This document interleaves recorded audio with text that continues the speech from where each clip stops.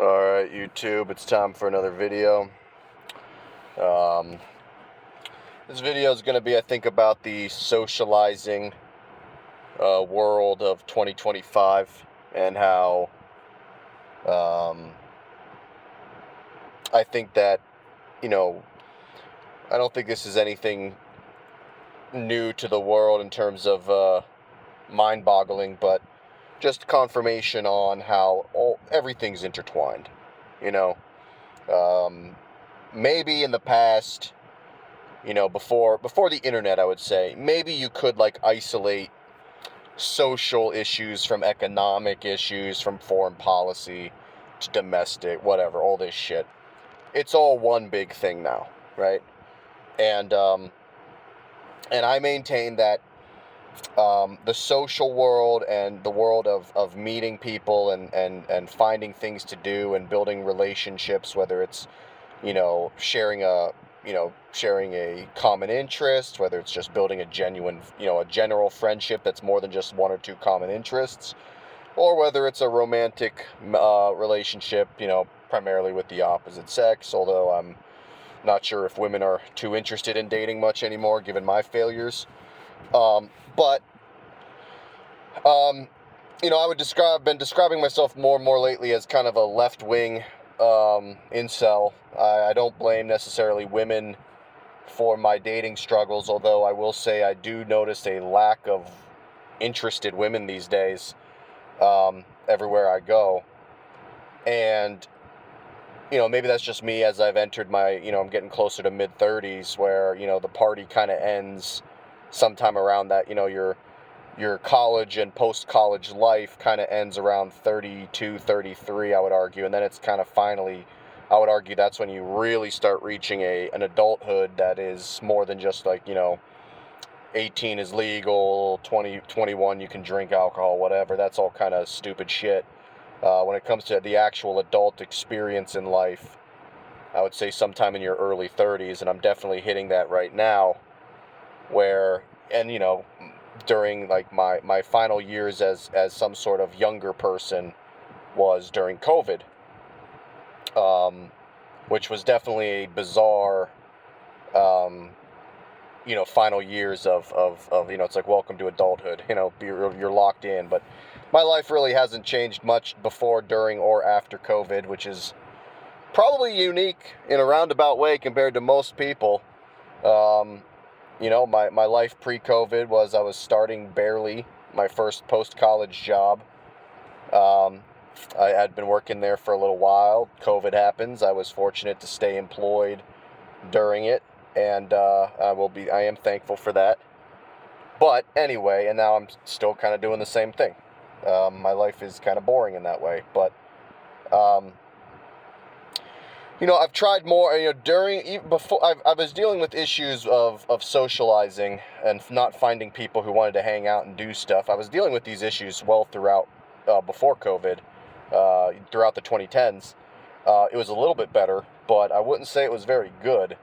And it's only gotten worse, as more and more people get glued to, a handful of streaming sites and, their smartphones and just general, this weird behavior of being at a location, but you're not really about having fun at the location. You're more about alerting some sort of people on the internet that you're at the location, so it's kind of a bizarre, a great example of this is, I have a couple of coworkers. They're both black, but they talk about like the hip-hop club scene downtown where I live, and they talk about how, things aren't really, like, people are there and they're just on their phones the whole time, and it's like, oof, like, what's the point of being there then? And I think they kind of said, like, no, that's what, like, that's what the conclusion was. It's like everyone's just there buying $14 drinks and, pretending to be like you need to alert other people that you're at the club. But no one's actually at the club to socialize and mingle. And then everything just, kind of becomes an event horizon of it's like a dead socializing experience, which then means, drinks that used to be $6-7, not dirt cheap, but a mixed drink for $7-8, $6 is now 13-14. And yeah, people might talk about inflation and things like the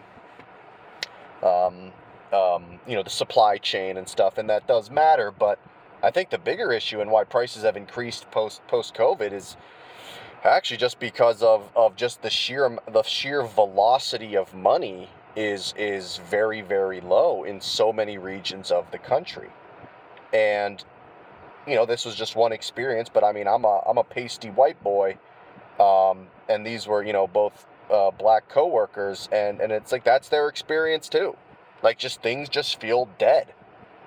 I have noticed that the area that I drive around, I do a lot of late night drives, and I have noticed that the areas that, say what you will, but there is, we still kind of segregate based on race in a lot of parts of the country. But there's one part of town that has a very large Korean population. At least I think it's Korean. I don't know the Korean alphabet very well, other than like, I can kind of tell the difference between Korean and Japanese. I'm not as good at Korean versus Chinese, though. I think those characters might look similar, while Japanese seems to have a little bit more like sharper kind of like edges to some of their letters, while like Chinese and Korean have a little bit more like vertical lines and stuff. I don't know. I'm probably stereotyping, so I apologize. But the Korean area of town that I sometimes do late night drives through, they have a larger social dynamic. Like, there's restaurants that are open till 2 a.m. on Tuesdays. There's 24-hour locations. There's there's like people.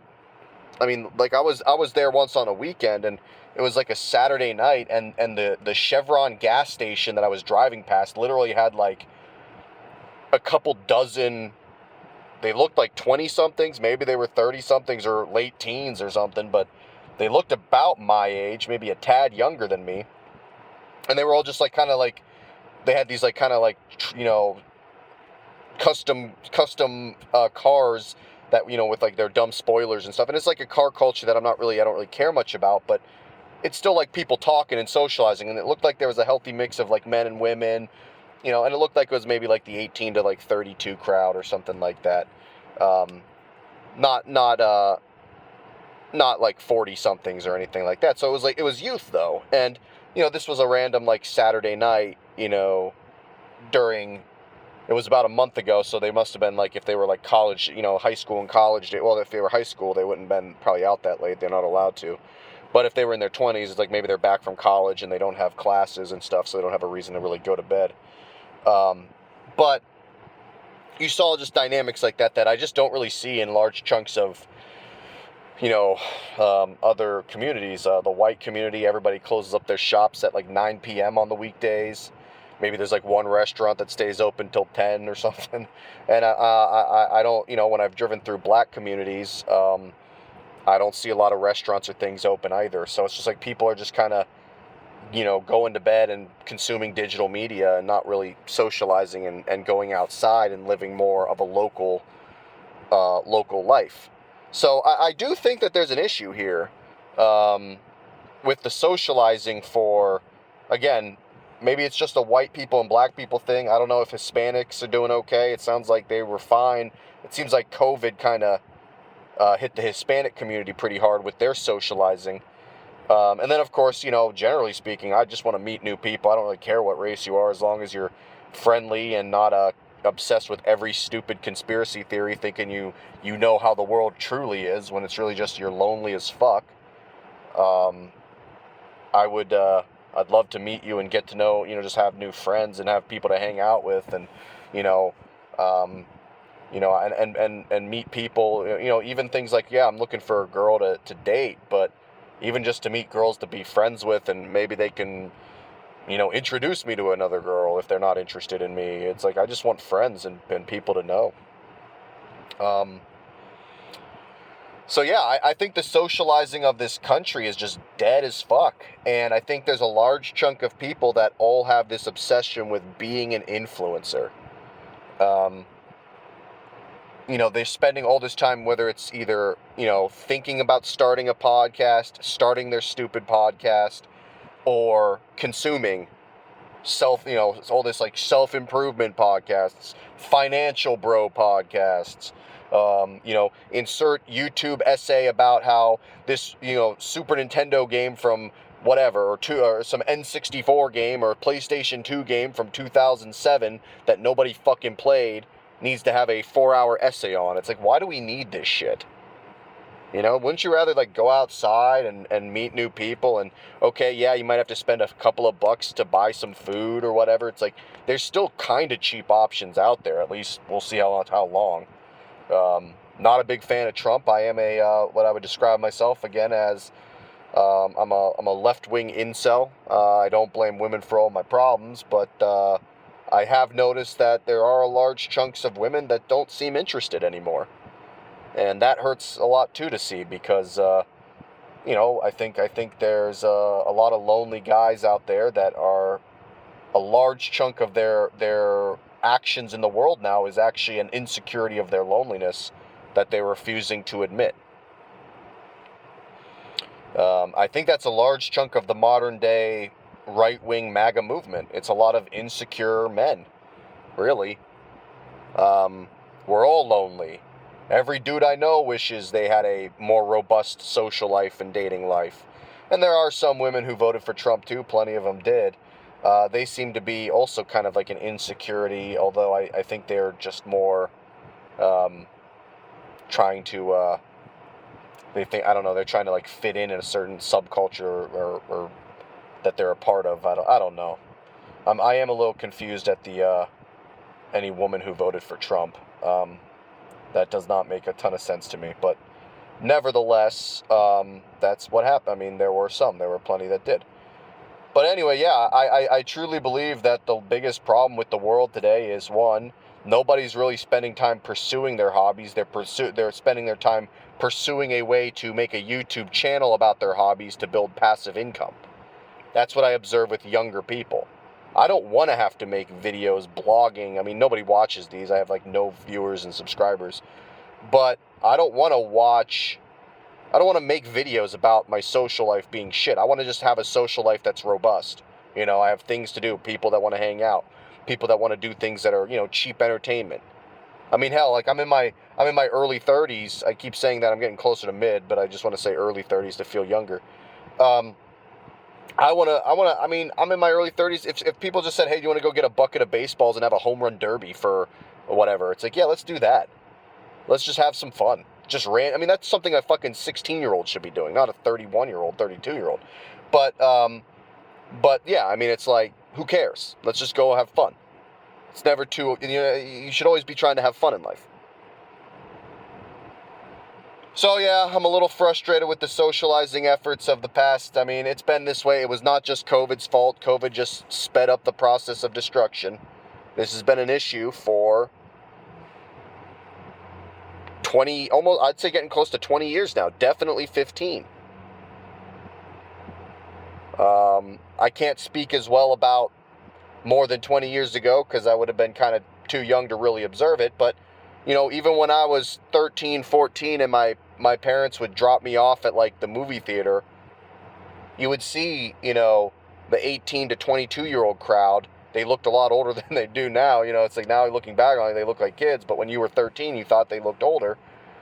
And like even they, like there seemed like I would notice them and like this would have been, I don't know, like 2004-ish or so, 5-ish. And you would notice these things and they're like, oh, okay, the 21-year-old in 2005, they were social. They were outside doing stuff. And now that person is, 41 or whatever. And this is kind of what's going on. Like the younger crowds, and even like 30-somethings, just there's not enough socializing anymore. I think people, again, it's less internet needs to happen. There needs to be a movement about less internet consumption. That alone, I think, would make people snap out of this stupid funk, and make the world a better place. Take care.